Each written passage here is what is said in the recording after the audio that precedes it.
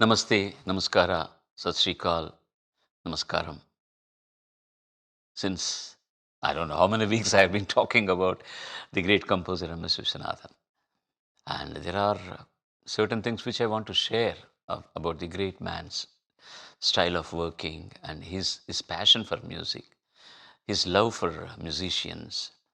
And those were the days to watch him record a song.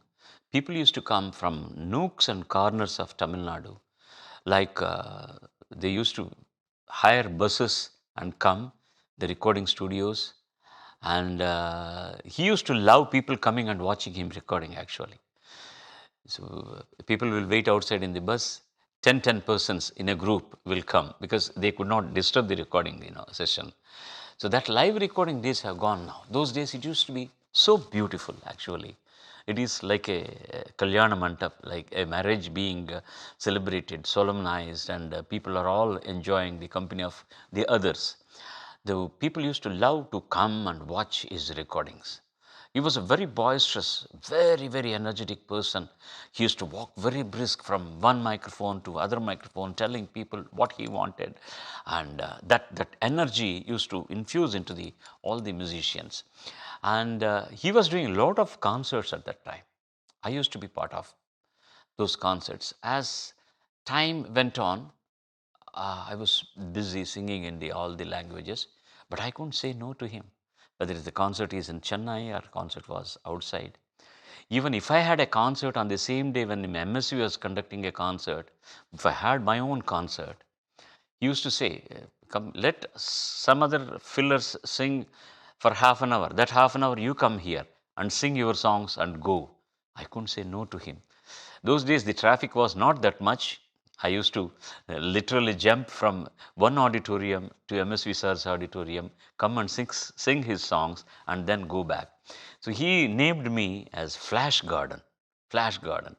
So sometimes he was doing concerts in Tiruchirappalli or Madurai or some. We all used to travel by train. It used to be such a beautiful thing.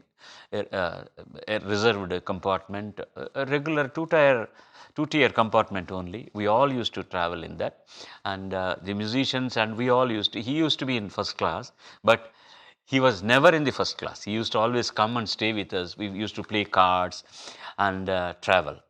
So when I was busy, I couldn't travel with them. That evening, the day they were traveling by the train, that evening my recording used to go a little late. So I used to go by car. The next day morning, early morning, I used to start and go to whichever is the venue. And he will be on tenterhooks actually. And people will be asking, where is SPB? When is he coming? He used to say, Flash Garden. He will come. Correcta. வந்துடுவார் நம்ம அவர் பாட்டு வர நேரத்துக்கு அவர் வந்துடுவார். Then it used to so happen that exactly I used to go on that time to the stage. Sometimes directly to the auditorium I used to go, change my clothes in the car itself and go. See, I told Flash Garden has come. And that was a pleasure actually, singing with him and traveling with him. Nothing else excepting music. There also he used to have rehearsals for all the songs.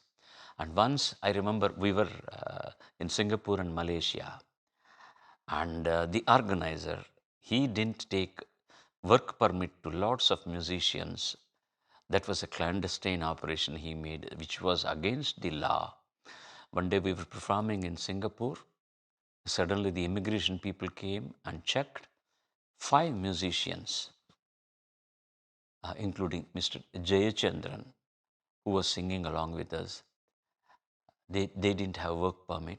They took them to the police station for an enquiry. What to do in the middle of the show? I used to remember everybody's numbers, Soundarajan sir's songs, Das sir's songs, and Jayachandran's songs. I sang them all. When ladies were singing, I played the bongo and congo because that player was also taken to the police station. And I did a multiple job that day, at which he was so very happy, M.S.V. sir. He was a naive gentleman. He didn't know what is a visa. Why a passport? Or ticket வாங்கி நம்ம போயிடலாமே planeல. Why should you have a work permit? We are going and entertaining people. He didn't know anything about the laws and regulations and visas and all those things. And then I explained it to him what had happened. Then he was very angry with the organizer, and then they paid the penalty and brought the other musicians back. That's a different issue. He never knew how to even tune a radio. He used to come and say, the Madras station vekka mudiyuma? I don't know how to do it. And later stages, when the cell phone came, he used to call it as Mullangi Badda. It is like a carrot piece of carrot for him. I don't know how to do this. The landline was so very good. We know the numbers, and this I don't know how to handle. Give the harmonium. He was a king. He was a tiger. I don't know how he used to compose. And his magnanimity, I'll tell you, once he called me and said, Tambi, Tambi means brother, I had been trying to call Mr. A.R. Rahman. I'm not able to get his line. I don't know what is happening. Sir, I said, I'll talk to him and come back to you, sir. I called Rahman, I got hold of him and said, M.S.V.4 is trying to contact you by phone so many times, they could not put you through your office or whatever it is. He was so perturbed. He shouted all his entourage, and then he went to M.S.V. Sir. Sir, I'm extremely sorry. I don't know. I didn't know what would happen. Then he said, no, I heard a couple of your songs. They were so beautiful. I just wanted to compliment you, Tambi. That's what I wanted to tell you. See how magnanimous he was. He was a young kid at the time, Rahman. He wanted to bless him so much. And the same way, when himself and Ilayaraja composed music together, Mr. M.S.V. composed the songs, Mr. Ilayaraja did the orchestration. Such 2-3 films they have done. Great hit songs. Once we were performing on this stage, one of those songs where Mr. M.S.V. sir has composed the song, and the orchestration was done by Mr. Ilayaraja. You know what was that song? Tedum kan parvai tarara tarira. It's a beautiful number.